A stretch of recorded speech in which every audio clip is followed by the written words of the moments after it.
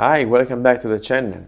Today I have here a small photograph mounted on an alu-dibond panel 10 by 10 centimeters. This photograph is a mountain lake, and I've taken this picture in the area called Valle Stretta at the French-Italian border. I have a video about this location and I'm putting the link to the info box. It's a mountain lake, a small one, and there are some plants under the water level, and the water is moving and is making then the plants moving, and there are several colors. I think overall it makes quite nearly an abstract image. I have in mind a way of displaying this small photo on aluminum, and I need to build a frame for it. So now let's move to the space where I have some tools. Let's build the frame. Then we are coming back to the studio for the last steps, and we can have a look together if the frame looks good or not. For this project I bought two rectangular strips made of pine, and the first step I did was to bring them to the self-made router table and to create a 45 degrees chamfer in what will be the inside profile of the frame. The next step I did was to create a recess for the back side of the frame, which will hold the mounting for the artwork. To do this, I have used a straight bit to remove some material in several passes, each time rising up the router bit of some millimeters. Then I went to the miter saw and I've cut the first 45 degrees corner of the picture frame molding.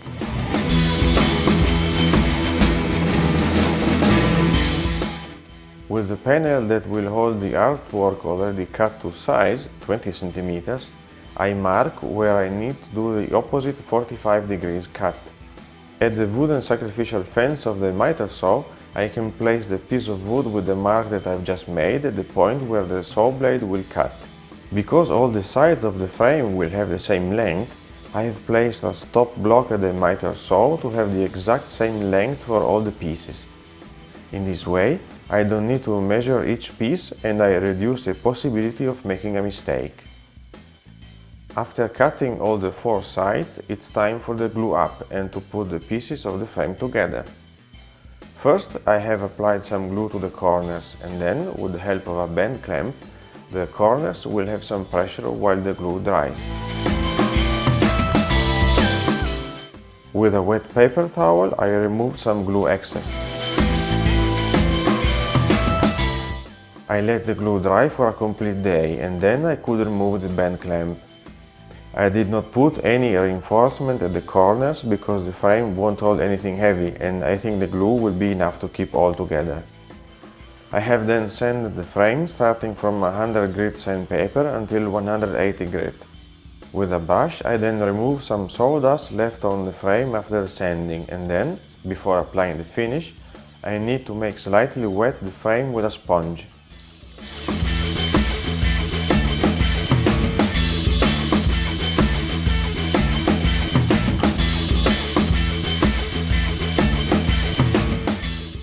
When the wood is dry, I use a 240 grit sandpaper to smooth the surface after the water has raised the grain, so that it doesn't feel rough to the touch before applying the finish. As a finish, I've chosen a mahogany stain. With the brush made to be used with stain, I apply a good amount of color to the complete frame.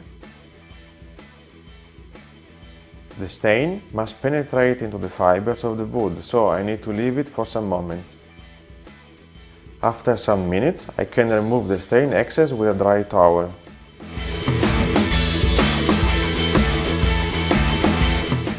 At this point, the frame has a color, but the stain will not protect the wood. To give the frame some protection, I will apply a transparent matte lacquer. While the lacquer dries, I can go on with the wooden panel which will hold the alu-dibond print. The panel is a piece of MDF that the DIY shop cut for me in the size of 20 by 20 centimeters.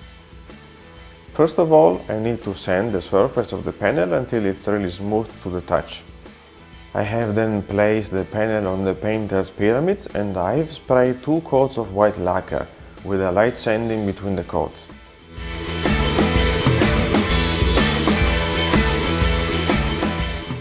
Now comes an interesting part. This is a piece that my brother made for me to help me in building this frame, and this side is 5 centimeters, and it's working in this way. I can connect these two,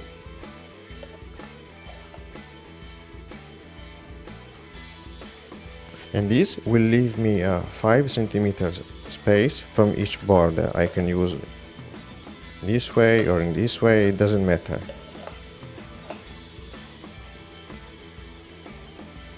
Then I can take the panel, putting it against the border of the square, and then the photo is mounted. Of course, now it's not fixed, I need to put some glue, but this square helps me a lot in making faster frames in this way. And then they will be immediately in the center. I apply now some super glue to the back of the aluminium dibond print, a small amount in each corner and a bit also in the center.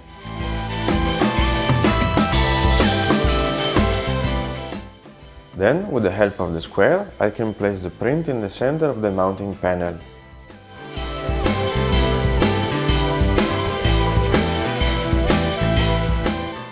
I then need to find the center of the frame, so with the help of a ruler I draw a thin line with a pencil. With a self-made jig I make 2 holes where I need to put the screws later to connect the hardware to hang the frame.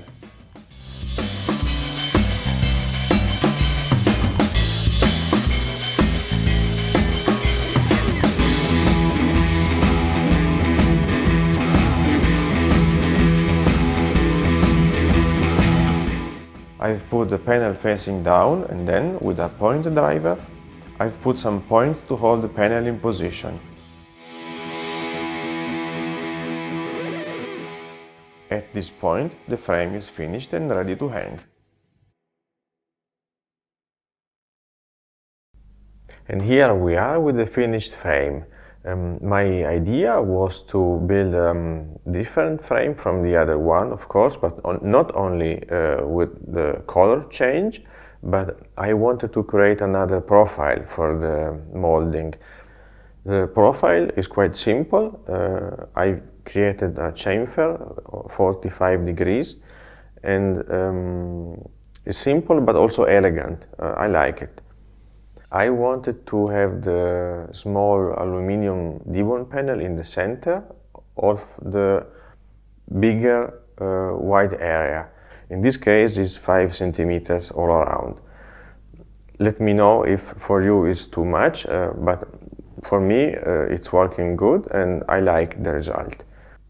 I think that the color of the frame works well with the colors in the photograph, and I think it's a good combination. But what do you think? Do you like it? Do you have any ideas for a change? Let me know in the comments. Also, if you have another idea for a picture frame, try to send me a drawing or describe your idea, and if I have the tools, I can try to make the picture frame. If you enjoyed the video, please consider subscribing and hit the bell so you don't miss any future upload. And until next time, please take care, stay safe, and as usual, bye-bye.